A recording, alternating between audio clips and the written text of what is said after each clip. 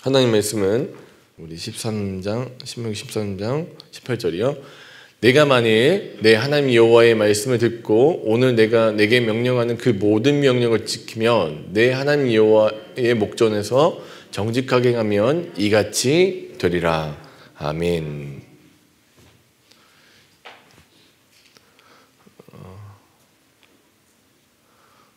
뭐 가망이 없어 보이죠? 얘는 칠판으로 좀 바꿔주세요. 제가 칠판을 쓸게요.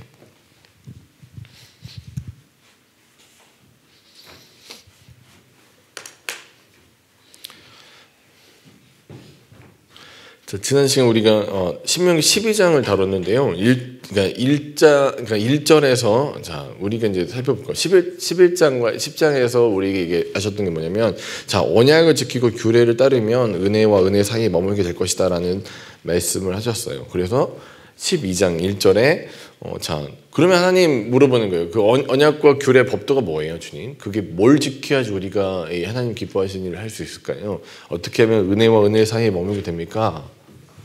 자, 신명기 그 큰 주제 틀 안에 자 은혜와 은혜.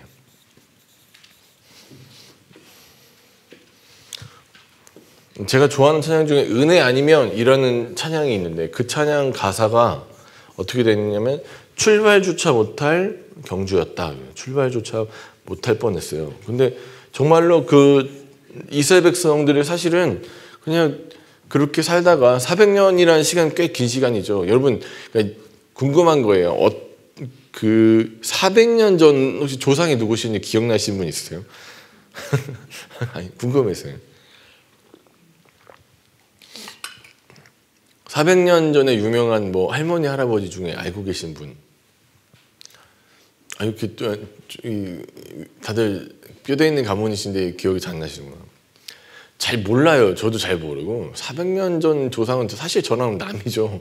엄연히 얘기하면 남인데, 그러니까 400년 동안 그 시간이 흘러가지고 나랑 관계없는 사실 사건이었단 말이에요. 지금 저희가 창세기를 하도 읽으니까 그 아브라함이 진짜로 마치 되게 가까운 친척 같고 인척 같은데 사실 그렇지 않죠. 이 아브라함이랑 이스라엘 백성들이랑 딱히 어떤 그 관계는 없어요. 그러면 이 사람들이 그러니까 아브라함과 맺은 하나님의 언약을 하나님께서 기억하셔서 그들을 출발지에다 옮겨놓으시는 그 과거의 은혜. 그러니까 지금 말씀의 철로에서 시작점에 그들이 서게 됐다는 은혜는 사실 정말 은혜예요. 은혜라는 말을 뭐 그거 이상으로 표현할 수 있는 단어가 사실은 없어요. 뭐 당연한 게 아닌 너무나 감사하게도 하나님이 허락하셨기 때문에 그곳에 머물게 된 그 은혜. 그래서 그 은혜를 항상 기억하고, 과거의 은혜를 항상 기억하고. 그런데 시작한 것만 하나님 은혜를 베풀어 주시겠다는 게 아니라 마침도 은혜로 베풀어 주시겠다는데, 그러면 대가가 필요하대요. 그러면 도대체 하나님이 원하시는 그 대가가 뭐냐? 어떤 게 그 대가가 됩니까? 또 하나님이 딱 한 가지 원하시는 거 뭐예요? 말씀이라는 것이 있는데, 하나님의 뜻이 있어요. 하나님의 의도가 있는데 그 의도에 따라서 뭐 하는 거예요? 순종하는 거. 자, 과거와 미래, 그러니까 마침 미래 사이에 있는 이 순종은 언제 하는 거예요? 오늘.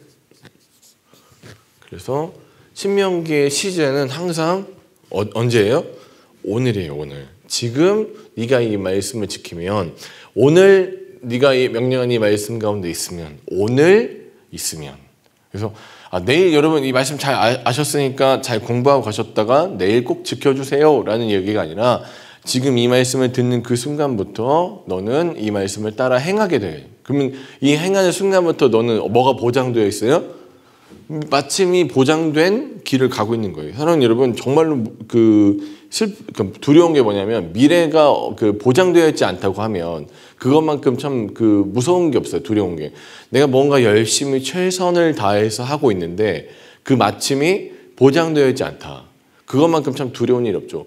기도를 열심히 하고 계신데 하나님이 그 기도에 응답하지 않으시거나 하시거나 뭔가 이렇게 알 수 없는 가운데 있다는 것만큼 두려운 게 없어요. 그런데 하나님은 우리가 기도하면 반드시 응답하십니다. 그게 때로는 우리가 원하는 방향과 달라서 그게 문제지 하나님은 반드시 응답하세요. 또 우리가 그 말씀을 따라서 걸을 때 마찬가지로 하나님은 반드시 우리의 인생의 미래를 축복하시고 그 결과를 마침을 은혜로 마치게 하실 거예요. 이게 하나님의 은혜라는 거죠. 그러면 우리가 궁금한 건 그래 하나님 뜻과 하나님 말씀에 오늘 순종하면 복을 받게 되는데 그럼 주님 그 말씀 하나님의 의도가 무엇입니까? 라는 질문을 하게 되겠죠. 당연하게. 그럼 뭐 덮어놓고 하나님 말씀을 지키세요 하면은 성경책 갖고 와갖고 자 보세요 이거 지키시면 돼요 하고 넘어가면 너무 어려워요. 이스라엘 백성들도 마찬가지겠죠. 뭐 오경의 어느 부분을 지켜야 됩니까? 라고 물어볼 수 있잖아요. 그래서 하나님이 친히 우리에게 던져주시는 말씀은 12장부터 던져지는 게 2절부터 28절까지 우리가 살펴본 대로 무엇에 대한 얘기였어요? 제1계명에 대한 얘기였어요. 제1계명이 뭐죠? 네, 나 외에 다른 신을 섬기지 마라 라는 말씀에 대해서 어떻게 삶으로 구현할 것인가. 그냥 이걸 법률로 알고 있는 거 말고 너 그 말씀 알고 있어? 그럼 외워봐. 예, 그 나 외에 다른 신 섬기지 말라고 1계명을 말씀하셨습니다. 그래서 그거 잘 알고 있네. 그거를 검토하고 살펴보고 뭐 이렇게 인정받기 위해서 그런 게 아니라 그러면 삶에 직접적으로 어떻게 그것들을 따라가야 되냐. 그 구체적인 내용이 뭐였어요? 지난 시간에 보니까 일단 뭐부터 없애요? 예, 이전에 그 다른 그 신들을 섬겼던 그것부터 멸하고 없애버리고 그 다음에 해야 될 게 뭐예요? 지정된 장소, 하나님이 기뻐하시고 원하시는 그 장소에서 하나님의 방법들, 하나님을 예배하는 것, 이게 1계명을 제대로 지키는 삶의 실제적인 실천이었어요. 이제 2계명에 대한 실천을 볼 건데 12장 29절로부터 시작되는 거예요. 실제는 12장 29절부터 이제 이렇게 제가 오늘 이걸 연결을 준비를 했는데 잘 안 되네요. 자, 이렇게 박스 쳐서 12장 29절부터 이제 13장까지 전체가 2계명에 대한 얘기다. 2계명이 어떤 거죠? 2계명 내용이 뭐예요? 네, 우상 숭배하지 마. 우상 만들지 마. 우상 안 돼. 자, 그리고 그 우상 만들지 않기 위해서 어떻게 해야 되냐 봤습니다. 자, 우리 이제 12장 29절을 한번 읽어보면 이렇습니다. 내 하나님 여호와께서 내가 들어가서 쫓아낼 그 민족들을 내 앞에서 멸절하시고 내가 그 땅을 차지하여 거기에 거주하게 하실 때에는 너무 이제 이렇게 긴데 그냥 한마디로 내가 주어 살게 할 그 땅에 살 때는 뭐예요? 내가 이제 너 그 땅에 들어가서 살 때는 어떻게 해야 돼요? 어떻게 해야 돼요? 자, 너는 스스로 삼가. 그러니까. 스스로 삼가. 이건 그냥 삼가라는 말을 할 때 그냥 이게 그냥 뭐 이게 삼가라는 말이 되게 의미가 원래 센 말이죠. 반드시 너무너무 당연하게 꼭 정말 조심해. 넌 삼가. 너는 스스로 삼가. 너 정말 모든 일을 정말 세밀하게 스스로 살펴서 내 앞에서 멸망한 그들의 발자취를 밟아. 올무에 걸리지 말라는 것. 앞에 사람들 왜 망했어요? 자, 그 뒤에 나오죠. 그들의 신을 탐구하고 이르기는 이 민족들은 그 신들을 어떻게 섬겼고 나도 그와 같이 하겠다 하지 말라. 왜 망했어요? 이 민족들이요? 우상들을 섬기다가 망한 거예요. 하나님을 섬기지 않고 하나님의 뜻에서 벗어났으니까. 자, 여러분 그 집주인이 집을 임대해 주면서 뭐라고 하냐면 자, 다른 거 필요 없으니까 딱 하나만 지켜주십시오. 화장실 쓰실 때 물 꼬박꼬박 내려주시고, 자, 이 음식물 쓰레기는 꼭 밖에다가 꼭 버려주세요. 두 가지를 꼭 해주세요. 그게 주인의 의도입니다라고 얘기했어요. 그런데 집을 임대한 사람들이 화장실에 물 안 내려요. 계속 더럽게 쓰고, 그다음에 음식물 쓰레기도 차곡차곡 집에다 쌓아놓는다고 생각해 보십시오. 여러분이 만약에 그 집의 주인이면 여러분 어떻게 하시겠어요? 그렇죠. 나가라고 하죠. 이제 소통이 돼서 너무 감사하네요. 참. 나가라고 해야죠. 그냥 마음앓이 하고 어떡하지? 너무 가슴이 아프다. 집을 좀 잘 썼으면 좋겠네 하고 끝나지 않아요. 내보내죠. 지금 이 가나안이라는 땅 주인이신 누가 계신 거예요? 우리 계속 살펴봤잖아요. 2장에서 땅 주인 누구예요?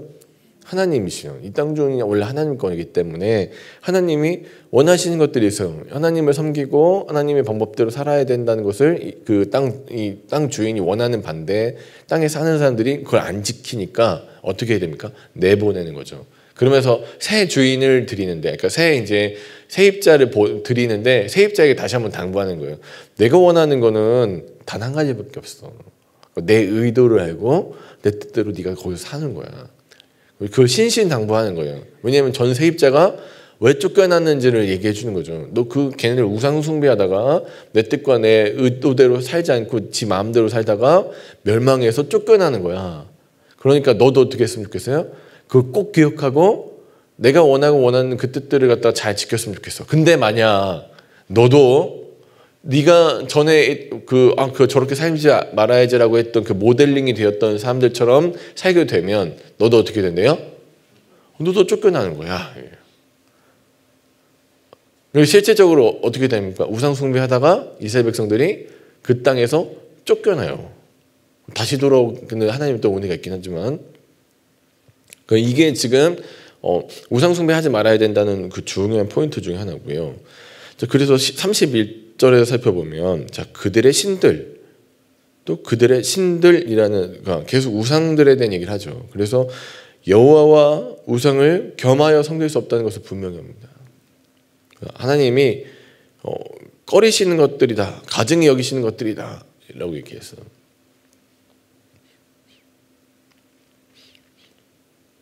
꺼리고 가증히 여기다는 것은 아예 그것들 생각조차 하고 싶지 않을 때 쓰는 단어들이죠.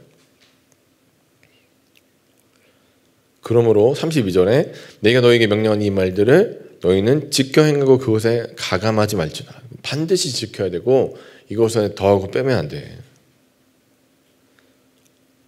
다시 한번 우리에게 이 12장부터 23장이 해주는 얘기는 뭐냐면 어떻게 그 계명을 아는 것에서 멈추는 것이 아니라 삶으로 지킬 것인가. 알면서 삶으로 갈 것인가. 신명기는 계속 우리에게 던지는 거예요. 그래요. 말씀 많이 알고 있는 거 그거 중요한 거 아니야. 네가 어떤 신분인 게 중요한 게 아니야. 너가 그 신분에 걸맞는 삶을 살고 있는가가 중요하다. 그래서 오늘 13장 제가 처음에 뭐라고 했어요? 12장이라고 했어요? 아, 그렇구나. 죄송합니다. 새벽이잖아요. 용서하십시오. 그래서 그 13장 1절부터 다시 이어지는 거죠. 그 우상 숭배에 대한 다른 신을 섬기는 것들에 대한 얘기를 다시 한번 설명합니다. 그래서 세 번의 그 사건이 나오는데 1, 2, 3, 세 번의 사건이에요. 맨 처음에 모르는 선지자가 와서 얘기해요. 두 번째는 가족 중에 누가 얘기하고 때로는 그 지역민들이 이웃이 그렇게 한 세 가지. 우상 숭배에 대해서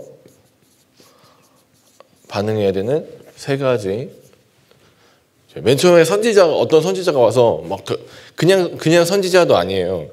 어떻게 합니까? 13장 1, 2절 보면 너희 중에 선지자나 꿈꾸는 자, 그러니까 뭔가 신접한 자죠. 무당이나 이런 사람들이 와서 일어나서 이적과 기사를 내게 보이고, 뭔가 믿을 만한 것들이 필요하니까 이적과 기사라는 걸 보여줘요. 화려한 것들을 막 보여주고, 그다음 보이고 내가 내게 그가 너에게 말한 그 이적과 기사를 이루어지고 심지어 그러면서 뭐라고 해요? 결과물이 뭐예요?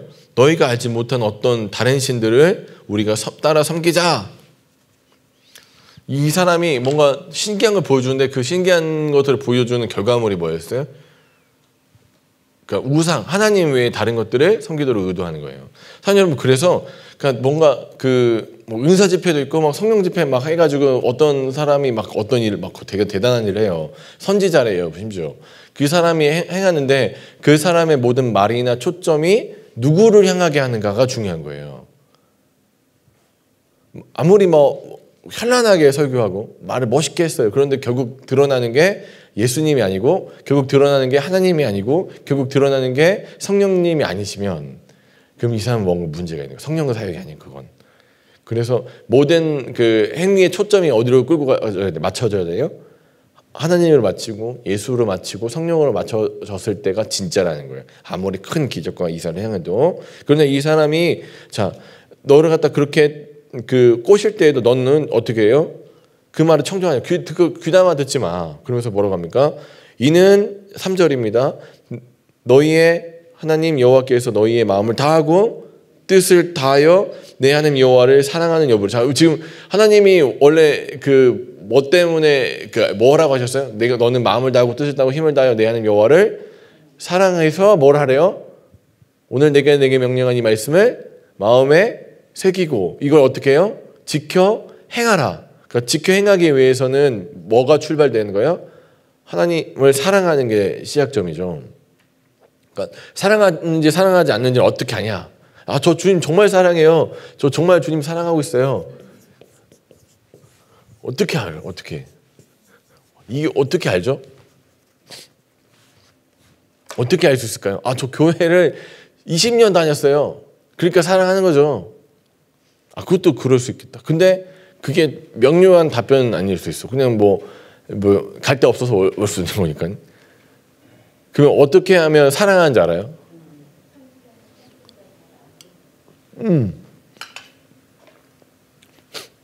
어떻게 하면 사랑하는지를 알 수 있을까에 대해서 물어보면 말씀을 행하고 있는가.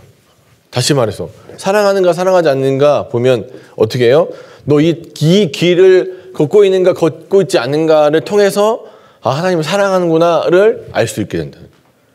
입으로 백날 떠드는데 이 길에 걷고 있지 않아요. 그러면 그 가짜라는 거예요. 하나님은 넌 마음을 다하고 뜻을 다하고 힘을 다하여 내 하나님 여호와를 사랑하는지는 어떻게 알아요?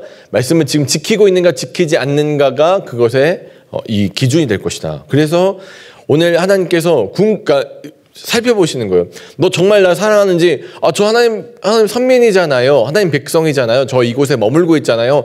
그거 말고 어떤 걸 보시는 거예요?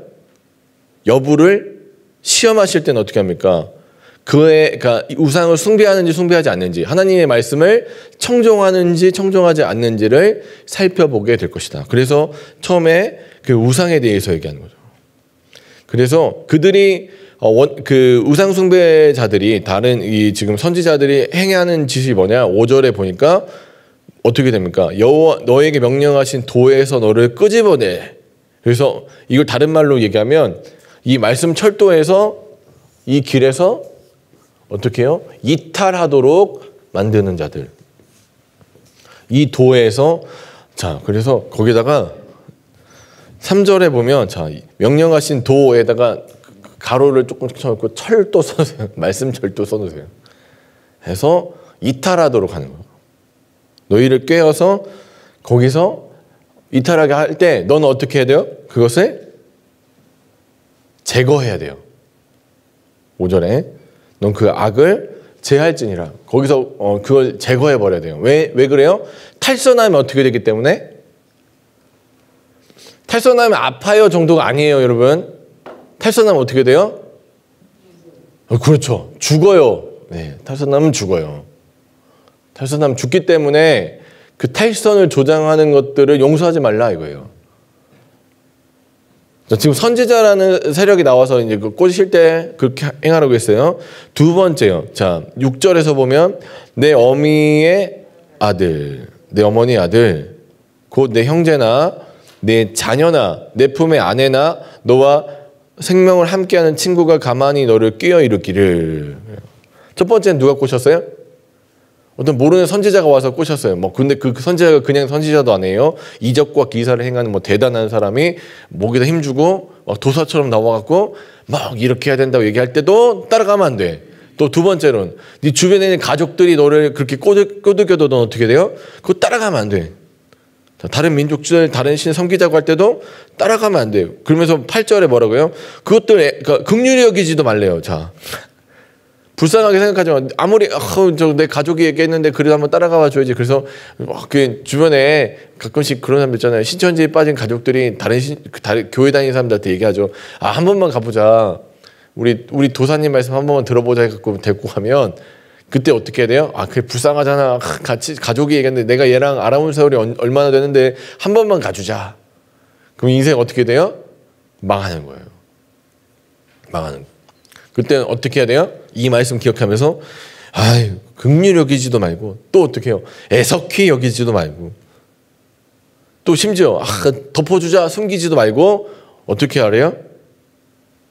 9절에 살벌해. 어떻게 해요? 용서 없이 그를 죽이래. 실행하시면 안 돼요. 예. 목사님 하나님 말씀이랬어 하고 그러시면 안 돼요. 이게 뭔 얘기야? 절연히 끊어버리라는 거예요. 절연히 끊어버려라. 왜냐하면 작은 악도 너를 어떻게 할 수 있어요? 지옥에 보내기엔 충분하니까. 자꾸 착각하는 것.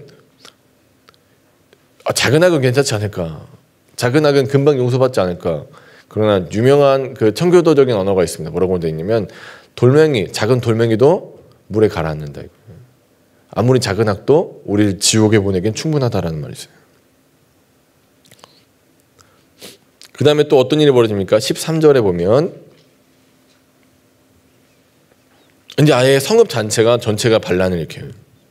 자, 어떤 불량배가 일어나서 그 성읍 주민들을 유혹해서 그 성읍이 15절 보면 그 성읍이 만약에 이제 다 따르기로 했어요.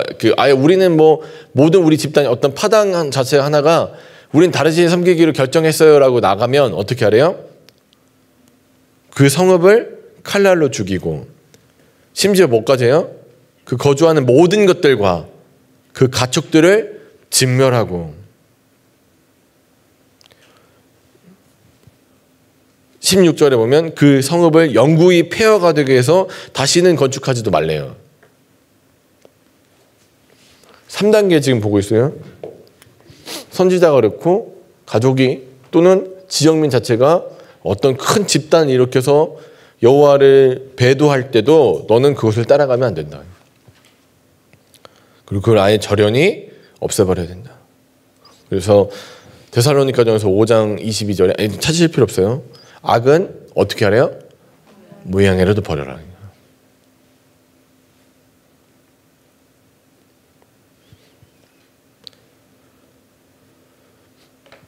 너무 하는 거 아닌가요?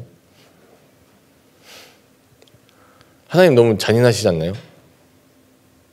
이게 그냥 이렇게 하나님 법이니까 수긍이 잘 되시고 가족도 만약에 다른 곳 믿자 하면은 죽이고 그다음에 어떤 지역 자기 이웃도 만약에 잘못하고 실수하면은 죽여버리고 아예 없애고 모든 것도 다 멸절한 다음에 그냥 멸절하는 게 아니고 그 가족까지 다 없애버려. 걔네 그 섬기는 그 지역 자체를 싹 초토화시키고 아예 건물도 다 부셔버리고 나서 아예 다시 짓지도 말아라 라고 할 정도면 이게 얼마나 중대하게 하나님께서 생각하시는지에 대한 생각을 해보시는 거예요. 이 법 자체가 잔인한 애가 아니라 하나님이 이걸 얼마나 깊게 생각하고 계시는지를 우리가 알아봐야 된다고요. 이거 왜 그렇게 할까에 대해서 생각해 보시고 왜 그렇게 해야 돼요? 자, 제가 이제 나중에 책 보시면 신명기 13장 한마디에 이렇게 적어놨어요. 방금 태어난 아기를 위해서 혹시 모를 세균을 또 더러운 것들을 없애는 게 나쁜 게 아니죠. 저는 만약에 저희 아기 이제 처음 왔을 때 집을 이제 치우는데 지금 락스 있잖아요. 락스를 부시면서 그러면 이제 그 집은 새 집이었으니까 곰팡이가 있고 하진 않았지만 그래도 그 주변에 세균이 있었을 거 아니에요. 모르지만 그럼 세균 죽이면서 되게 안타까워하는 거예요. 우리 세균들 죽으면 안 되는데. 우리 세균들 죽네. 칙칙칙 락스 뿌리면서 그렇게 하시는 분 한 분이라도 계십니까? 궁금해서요. 세균을 혹시 번성시켜갖고 잘 키우고 계시는 분 별로 많지 않죠? 그거에 대한 안타까움이 없잖아요. 그러니까 죄에 대해서 안타까운 마음을 그게 어떤 대상이든 간에 품으면서는 안 된다 이거예요. 왜냐하면 하나님의 입장에서 누가 제일 귀해요? 이스라엘 제일 귀하고 이스라엘 망하면 뭐도 망해요? 세상도 망해요. 답이 없는 거예요. 교회에서 왜 악을 제거하려고 노력하냐? 교회가 왜 다 죄인인데 죄인들 와가지고 하는데 또 이렇게 너무 그 거룩에 대해서 그렇게 강조하냐를 얘기하면 교회가 무너지면 더 이상 답이 없기 때문에. 사랑하는 여러분, 오늘 여러분 한 분 한 분이 왜 하나님께서 이렇게 지켜야 된다는 그 압박을 주시냐면 아주 간단해요. 여러분 너무 귀하기 때문에. 여러분 한 사람이 쓰러지면 너무 큰일이기 때문에. 하나님은 누구를 가장 많이 사랑하시는 거예요? 하나님은 누구를 가장 많이 사랑하실까요? 거기다 이제 그 옆에다 밑에다 조그맣게 써놓으세요. 하나님이 가장 사랑하시는 건 김성원 목사입니다. 꼭 그렇게 써놓으세요. 하나님이 가장 사랑하시는 건 바로 사는 여러분들이기 때문에, 그렇기 때문에 죄악이 들어오는 모든 통로를 그것들은 절연히 잘라버리라고 하시는 거예요. 왜냐하면 가장 소중한 사랑하는 여러분을 위해서, 오늘 이 말씀을 듣고 이 말씀을 삼가 지키는 자들을 위해서 하나님은 그 죄악들이 들어오는 모든 통로들, 그 지금 우리가 살펴보면 그 세 가지 통로에 대해서 절연하게 잘라버리라고 얘기하십니다. 우상 숭배가 그의 인생을 망치기 때문에. 우리가 지금 하나님의 법을 따르는 것이 어떤 것이라는 것을 계속 설교를 통해서 들었어요. 그러니까 제 설교가 아닌 모세가 하나님 말씀을 가지고 간 설교에서, 자, 이 축복과 저주, 삶과 죽음이 여기에 있다예요. 근데 그것은 그러니까 앞으로 축복과 저주, 삶과 이 죽음이 여기 있기 때문에 잘 지켜보세요가 아니라, 오늘 네 앞에는, 오늘 너의 삶의 선택 앞에는 축복과 저주가 있고 삶과 죽음이 있는데 오늘 너의 길을 택하라라는 게 신명기가 던지는 시제예요. 사랑하는 여러분, 오늘 그러면 우리가 어느 길로 가야 될지에 대해서 뭐 생각해 보십시오. 어떤 길로 걸어야 되는지.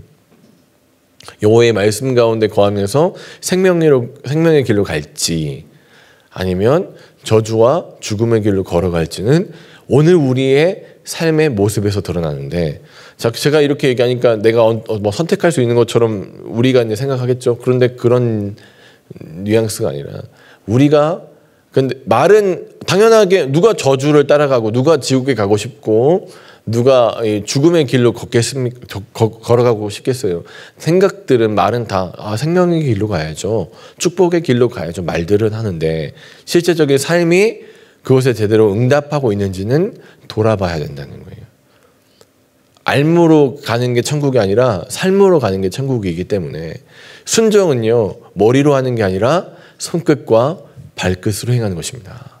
그렇기 때문에 그 순종을 하기 위해서 내 힘과 내 능력이 아니라, 오늘도 그래서 끊임없이 기도하시는 거예요. 성령님 도와주십시오. 제가 입으로는, 생각으로는 하나님의 길을 따라야 된다는 것을 알고 있습니다. 그러나 실제적인 손끝과 발끝은 내가 좋아하고 원하는 것들을 따라갑니다. 도와주십시오. 할 때마다, 우리가 때론 격길로 갔을 때도 저는 그게 너무 감사해요. 제가 항상 체험하는 건데, 머리끄댕이를 붙들어서 다시 주의 길로 이끄시는 성령으로 말미암아 오늘도 저는 제가 정신 못 차리고 막 헤어렁헤어렁 거릴 때 주님이 이렇게 그냥 한 번도 이렇게 따뜻하게 해주신 적 없는 거고, 다 머리끄댕이를 붙잡아서 아파요. 예. 그래서 또 도망가면 또 머리끄댕이 딱 잡으셔서 또 끌고 아파요. 다시. 그래서 저 그렇게 사는 것 같아요, 매일매일. 하나님 여러분, 오늘 주님이 머리끄댕이 잡아서 그 길로 인도하시는 것도 은혜입니다. 은혜 가운데 사시고 은혜 가운데 걸어가시는 사랑하는 저 여러분들 지금 주님의 날을 축원합니다.